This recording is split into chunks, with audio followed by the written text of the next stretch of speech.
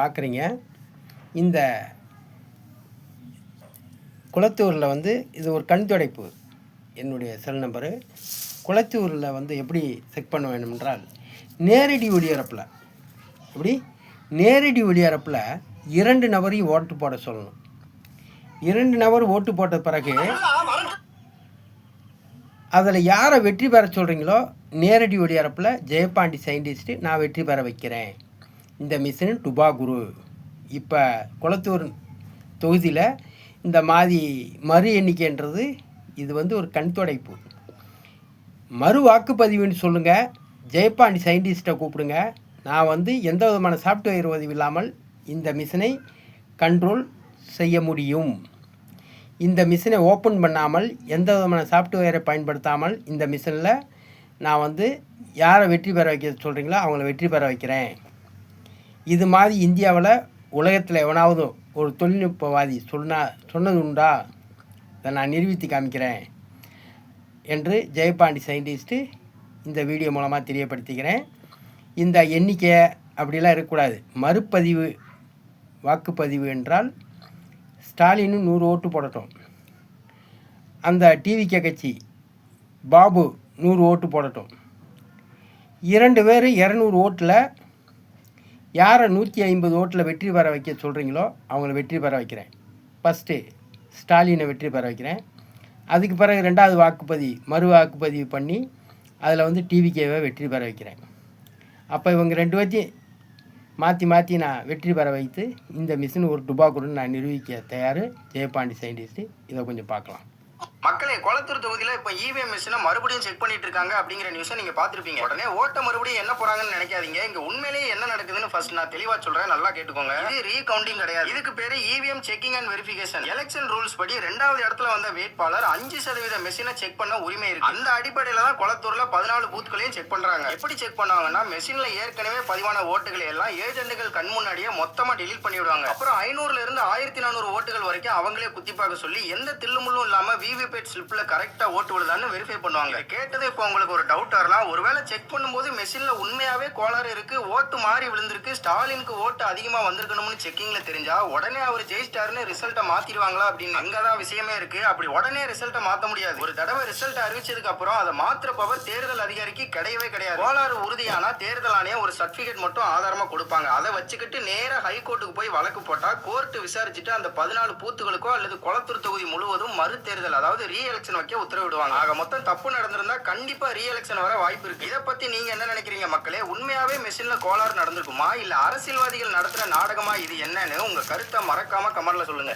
மக்களே, குளத்தூர் தொகுதியில இப்ப மறுபடியும் அப்படிங்கிற நியூஸை நீங்க பாத்துருப்பீங்க. உடனே ஓட்ட மறுபடியும் என்ன போறாங்கன்னு நினைக்காதீங்க. இங்க உண்மையிலேயே என்ன நடக்குதுன்னு ஃபர்ஸ்ட் நான் தெளிவா சொல்றேன், நல்லா கேட்டுக்கோங்க. இது ரீகவுண்டிங் கிடையாது. இதுக்கு பேரு EVM checking and verification. Election rules படி 2வது இடத்துல வந்த வேட்பாளர் 5% மெஷினை செக் பண்ண உரிமை இருக்கு. அந்த அடிப்படையில தான் குளத்தூர்ல 14 பூத்களையும் செக் பண்றாங்க. எப்படி செக் பண்ணுவாங்கன்னா, மெஷின்ல ஏற்கனவே பதிவான ஓட்டுகளை எல்லாம் ஏஜென்ட்டுகள் கண் முன்னாடியே மொத்தமா டெலீட் பண்ணிவிடுவாங்க. அப்புறம் 500ல இருந்து 1400 ஓட்டுகள் வரைக்கும் அவங்களே குத்தி பார்க்க சொல்லி எந்த தில்லுமுள்ளும் இல்லாம விவிபேட் ஸ்லிப்ல கரெக்டா ஓட்டு விழுதான்னு வெரிஃபை பண்ணுவாங்க. கேட்டது இப்போ உங்களுக்கு ஒரு டவுட் வரலாம். ஒருவேளை செக் பண்ணும்போது மெஷின்ல உண்மையாவே கோளாறு இருக்கு, ஓட்டு மாறி விழுந்திருக்கு, ஸ்டாலினுக்கு ஓட்டு அதிகமா வந்திருக்கணும்னு செக்கிங்ல தெரிஞ்சா உடனே அவர் ஜெயிஸ்டார்னு ரிசல்ட்டை மாத்திடுவாங்களா அப்படின்னு அங்கதான் விஷயமே இருக்கு. அப்படி உடனே ரிசல்ட்டை மாத்த முடியாது. ஒரு தடவை ரிசல்ட் அறிவிச்சதுக்கு அப்புறம் அதை மாத்திர பவர் தேர்தல் அதிகாரிக்கு கிடையவே கிடையாது. கோளாறு உறுதியானா தேர்தல் ஆணையம் ஒரு சர்டிபிகேட் மட்டும் ஆதாரமா கொடுப்பாங்க. அதை வச்சுக்கிட்டு நேரா ஹைகோர்ட்டுக்கு போய் வழக்கு போட்டா கோர்ட் விசாரிச்சுட்டு அந்த 14 பூத்துகளுக்கோ அல்லது குளத்தூர் தொகுதி முழுவதும் மறு தேர்தல் அதாவது ரீ எலெக்ஷன் வைக்க உத்தரவிடுவாங்க. ஆக மொத்தம் தப்பு நடந்திருந்தா கண்டிப்பா ரீ எலெக்ஷன் வர வாய்ப்பு இருக்கு. இதை பத்தி நீங்க என்ன நினைக்கிறீங்க மக்களே? உண்மையாவே மெஷின்ல கோளாறு நடந்திருக்குமா இல்ல அரசியல்வாதிகள் நடத்துற நாடகமா இது என்னன்னு உங்க கருத்தை மறக்காம கமெண்ட்ல சொல்லுங்க.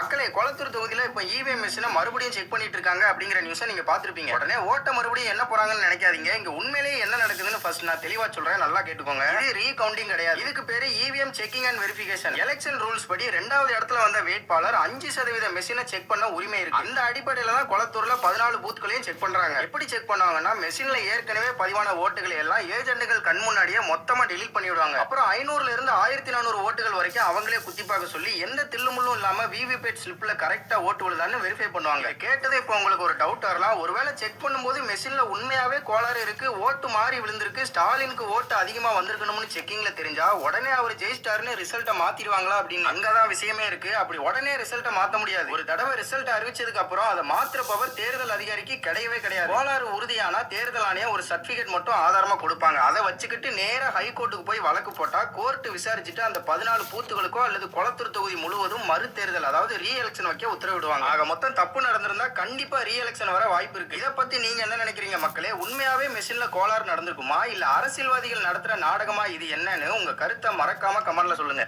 மக்களே, கொளத்தூர் தொகுதியில இப்ப இவிஎம் மிஷினை மறுபடியும் செக் பண்ணிட்டு இருக்காங்க அப்படிங்கிற நியூஸை நீங்க பாத்திருப்பீங்க. உடனே ஓட்ட மறுபடியும் என்ன போறாங்கன்னு நினைக்காதீங்க. இங்க உண்மையிலேயே என்ன நடக்குதுன்னு ஃபர்ஸ்ட் நான் தெளிவா சொல்றேன், நல்லா கேட்டுக்கோங்க. இது ரீகவுண்டிங் கிடையாது. இதுக்கு பேரு EVM checking and verification. Election rules படி 2வது இடத்துல வந்த வேட்பாளர் 5% மெஷினை செக் பண்ண உரிமை இருக்கு. இந்த அடிப்படையில தான் கொளத்தூர்ல 14 பூத்களையும் செக் பண்றாங்க. எப்படி செக் பண்ணுவாங்கன்னா, மெஷின்ல ஏற்கனவே பதிவான ஓட்டுகளை எல்லாம் ஏஜென்ட்டுகள் கண் முன்னாடியே மொத்தமா டெலீட் பண்ணிடுவாங்க. அப்புறம் 500ல இருந்து 1400 ஓட்டுகள் வரைக்கும் அவங்களே குத்தி பார்க்க சொல்லி எந்த தில்லுமுள்ளும் இல்லாம விவிபேட் ஸ்லிப்ல கரெக்ட்டா ஓட்டு விழுதான்னு வெரிஃபை பண்ணுவாங்க. இது கேட்டது இப்போ உங்களுக்கு ஒரு டவுட் வரலாம். ஒருவேளை செக் பண்ணும்போது மெஷின்ல உண்மையாவே கோளாறு இருக்கு, ஓட்டு மாறி விழுந்திருக்கு, ஸ்டாலினுக்கு ஓட்டு அதிகமா வந்திருக்கணும்னு செக்கிங்ல தெரிஞ்சா உடனே அவர் ஜெயிச்சிட்டாருன்னு ரிசல்ட்டை மாத்திடுவாங்களா அப்படின்னு அங்கதான் விஷயமே இருக்கு. அப்படி உடனே ரிசல்ட்டை மாத்த முடியாது. ஒரு தடவை ரிசல்ட் அறிவிச்சதுக்கு அப்புறம் அதை மாத்திர பவர் தேர்தல் அதிகாரிக்கு கிடையவே கிடையாது. கோளாறு உறுதியானா தேர்தல் ஆணையம் ஒரு சர்டிபிகேட் மட்டும் ஆதாரமா கொடுப்பாங்க. அதை வச்சு வழக்கு போட்டா கோர்ட் விசாரிச்சுட்டு அந்த 14 பூத்துகளுக்கோ அல்லது கொளத்தூர் தொகுதி முழுவதும் மறு தேர்தல் அதாவது ரீ எலெக்ஷன் வைக்க உத்தரவிடுவாங்க. ஆக மொத்தம் தப்பு. இப்போ பார்த்துட்டீங்க, இந்த இவிஎம் மிஷினை எப்படி வெளிப்படுத்த வேண்டும். இந்த மிஷினில் கொளத்தூர் தொகுதியில் நின்ற 2 பேரையும் ஆளுக்கு 100 ஓட்டு போடட்டும். இந்த மிஷினில் எந்த விதமான சாஃப்ட்வேர் உதவி இல்லாமல் இந்த மிஷினை ஓப்பன் பண்ணாமல் எவனாவது ஒரு விஞ்ஞானி, எவனாலும் ஒரு தொழில்நுட்பவாதி செய்ய முடியுமா? பொன்ராஜ் இந்த இவிஎம் மிஷினை ஓப்பன் பண்ணாமல், இந்த மிஷினில் எந்த விதமான சாஃப்ட்வேரையும் பயன்படுத்தாமல் இந்த மிஷினை கண்ட்ரோல் செய்ய முடியும். இந்த 2 பேர்களை யாரை வேணுமென்றால் நான் வெற்றி பெற வைக்கிறேன் நேரடி ஒளிபரப்பில். இதற்கு அனுமதி கொடுங்க. இந்த மிஷினை நேரடி ஒளிபரப்பில் ஸ்டாலின் எத்தனை தடவை அமைக்க ஓட்டு போடுறாரு, இந்த மிஷினை போட்டாவும் எடுக்க வைக்கிறேன். எப்படி ஸ்டாலின் ஓட்டு போடும்போது போட்டா எடுக்கும், அதேமாதிரி பாபு ஓட்டு போடுவார் போட்டா எடுக்கும். அப்போ இவரும் 100 தடவை போட்டா எடுத்துருக்கோம், இவரும் 100 தடவை போட்டா எடுத்துருக்கோம்.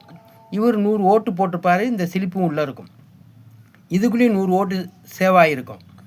அப்போ 3 ஆதாரம். எப்படி ஓட்டு போடும்போது இதில் சேவ் ஆகிறது 200 ஓட்டு, இதுலேயும் 200 ஓட்டு சேவ் ஆகும். 200 போட்டோ எடுத்திருக்கோம், அதில் 100 போட்டோ ஸ்டாலின், 100 போட்டோ பாபு அவர் எடுக்கும். அப்போ இதெல்லாம் வைத்து கண்விழி ரேகை கை ரேகைலாம் வச்சு ஆளுக்கு 100 ஓட்டு போடும்போது இந்த மிஷினை ஓப்பன் பண்ணாமல், இந்த மிஷினில் எந்த விதமான சாஃப்ட்வேரை பயன்படுத்தாமல் இந்த மிஷினை கண்ட்ரோல் செய்ய முடியும். ஜெயபாண்டி சயின்டிஸ்ட் நிரூபித்து காமிக்க தயாராக இருக்கிறேன். நேரடி ஒளிபரப்பில் அதை செய்து காமிப்பதற்கு அரசியல் கட்சி தலைவர்கள் எனக்கு ஆதரவு தெரிவியுங்கள். சயின்டிஸ்ட் ஜெயபாண்டி என்னுடைய செல் நம்பரையும் காமிச்சிருந்தேன்.